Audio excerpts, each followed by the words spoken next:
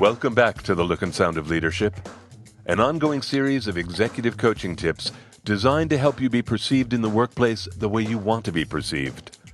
I'm Tom Henschel, your executive coach, and today we're talking about coaching under attack.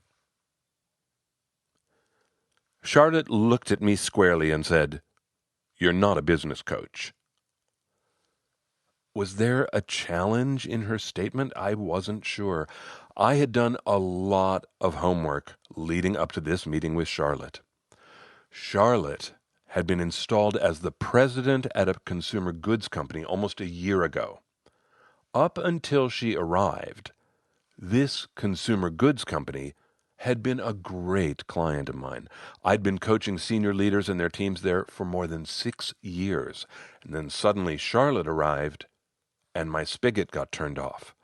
I never knew why. My loyal contacts in the company saw ripples just like that in many of Charlotte's actions. People said she was tough. They were hoping she was fair. They weren't sure. Now, out of the blue, Charlotte's office sent me an invitation to meet with her.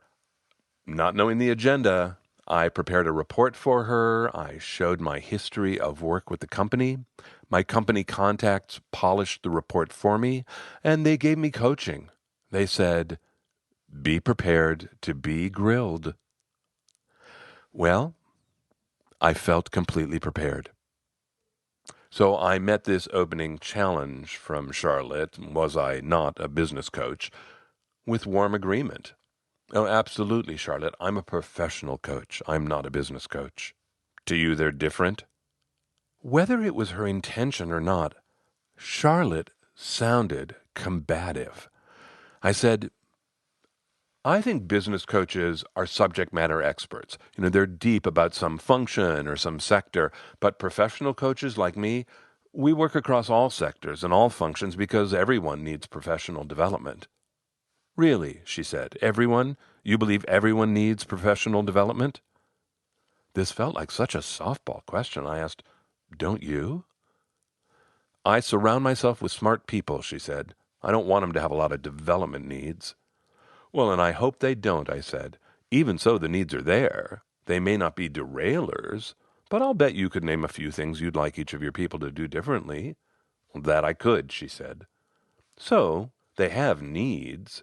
It doesn't mean they need coaching. Some people never do. But sometimes someone's too valuable to lose, but she'll never reach her potential unless she learns how to lead a team or learns to handle herself better in front of the executive committee. That's where my kind of coaching can help." "Her boss should be able to coach her," she said with a jerk of her chin. "I want my leaders to coach and develop their people themselves." "And sometimes they can," I said. This was feeling less like a conversation than an interrogation. I consciously kept my tone light and non-defensive. I've been talking with leaders a lot the last few years about coaching their people. Here's what I picture. There's someone at your level. You're already working long days. You have little or no time to reflect. And you can sustain it, but, your capacity is pretty much at the full line. And then your boss says, "Oh, and we're going to tie your bonus to how well you coach your people, so do a lot of coaching this year." She gave the tiniest snort. It might have indicated a laugh. It might have indicated recognition or derision. I went on, "The leaders I talk with, first of all, they don't have the time to give coaching the attention it requires in order to get results. And second, they often they don't know how to coach. It's not their natural strength. So they hire you instead." I made light with a smile and said, "Exactly." She did not smile back. I went on, "That's where I become the subject matter expert. That sort of professional development, that's my meat and potatoes. So that's the goal of your kind of coaching, professional development." She did not sound enthusiastic. I said, "The general goal for executive coaching is to help you get past whatever barriers are blocking your particular path." I knew the report I had generated for her was on the table in front of her. Touching it, she said, 75% of the people you've coached here have gotten promoted. I see Richard was one of those. Richard reported directly to Charlotte. I'd coached Richard 4 years ago, long before Charlotte. Charlotte went on, what sort of barrier was blocking Richard's path?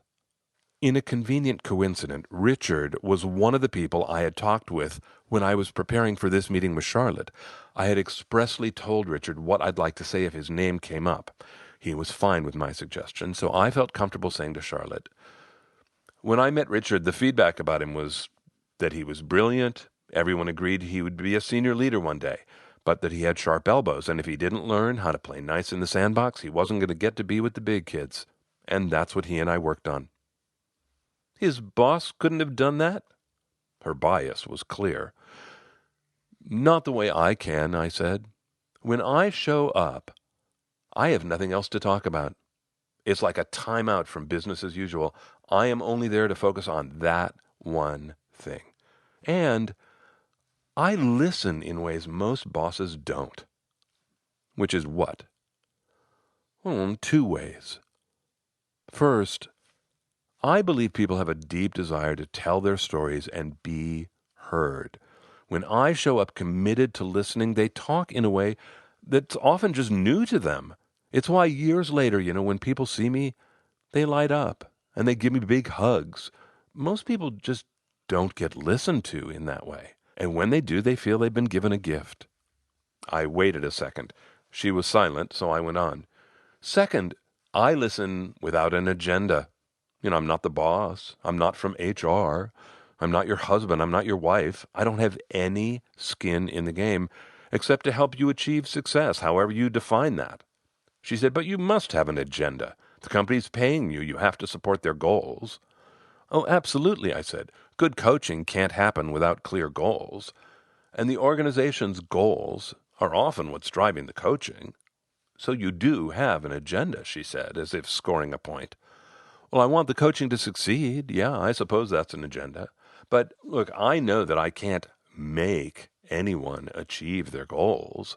If they're not ready to learn, I won't be able to teach them. But since that's the only reason I'm there, I'm going to use every tool I have, and I have a lot of tools. Tools, she said. I assumed it was a question, so I said, mental models, analogies, stories, tactics. If people like to read, I'll send them books. If people like to reflect, I'll give them homework. Give me an example of a mental model. Well, here's one I use in almost every coaching engagement. In order to be an effective executive, you have to do 2 things every day. You have to hit your goals, and you have to build and maintain positive relationships. That's a mental model. I used that with Richard. Richard was really high in hitting goals, and not nearly as high in building and maintaining relationships. We talked a lot about that. And now he's a different person. She sounded very skeptical. I hope not, I said, trying to sound light. He learned new skills, and he's displaying new behaviors. But no, his personality didn't change. Coaching can't change anyone's personality. I said, once people get coached, they often do show up differently. Lots of my clients tell me the person who's most excited about their coaching is their spouse. There was no hint of a smile. She asked, isn't this just corporate therapy? I kept reminding myself, stay calm, be conversational. I'm not a psychologist, Charlotte. The work I do with people isn't psychological. Richard and I didn't delve into why he had sharp elbows. We just worked on his behavior. Well, the 2 connect, surely, she said. I wouldn't have sharp elbows if there wasn't something going on psychologically. Did she know she just spoke in the first person? I said, well, I'm with you. Usually there is something going on psychologically. But listen, I might help you think differently about an issue, but I am not going to help you develop psychologically. I mean, heck, we don't have time. We usually only have 6 months. Well, how do you teach someone to lose their sharp elbows? One way is feedback. Richard's feedback report was crystal clear what people liked and what they didn't.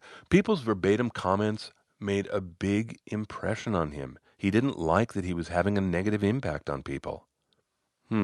The gap between intention and impact, she said.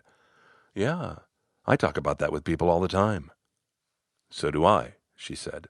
People hear the feedback, but they're slow to change. Often, I agreed.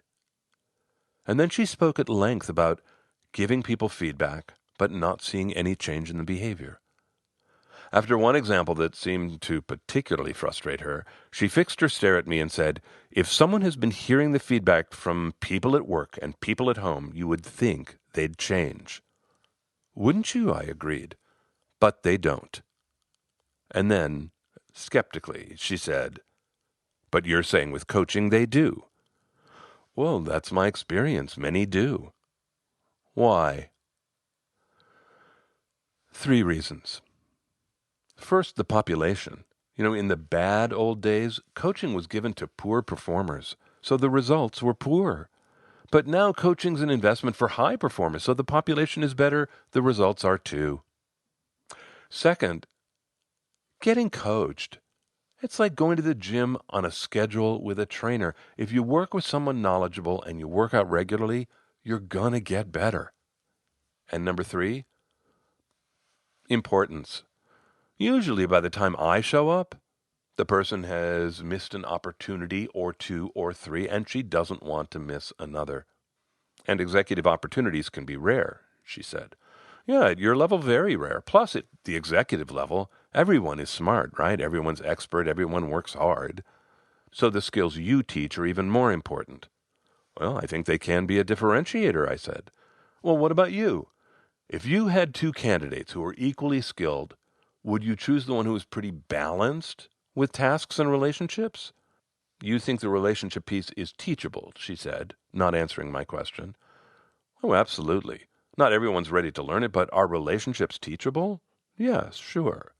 She said, in that task and relationship mental model, I've got the first part.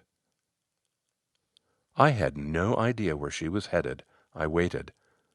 She looked at me and said, that second part, that's what I need, which is why I'd like you to be my coach.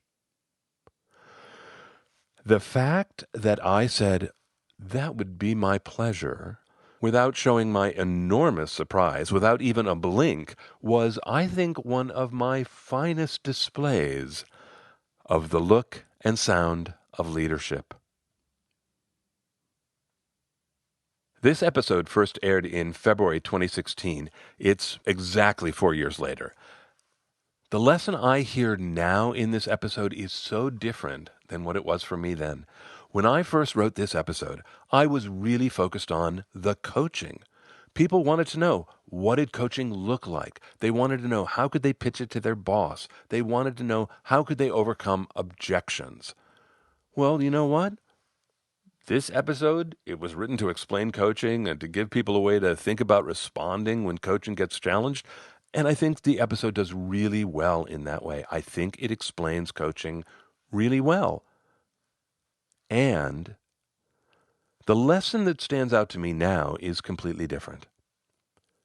What impresses me now is how good I was at coaching myself in the moment with someone like Charlotte. I remember this whole incident. You have to remember, I had so much possible baggage about Charlotte.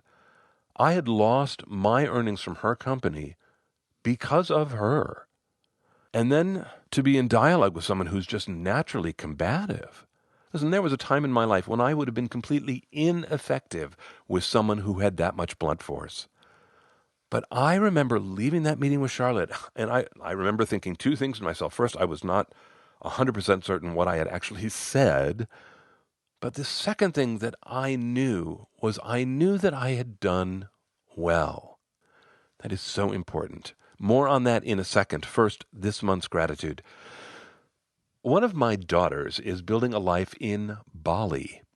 I'm starting this month's gratitude with much gratitude for being able to go and visit her and her boyfriend and to share a bit of their life and have a fantastic time.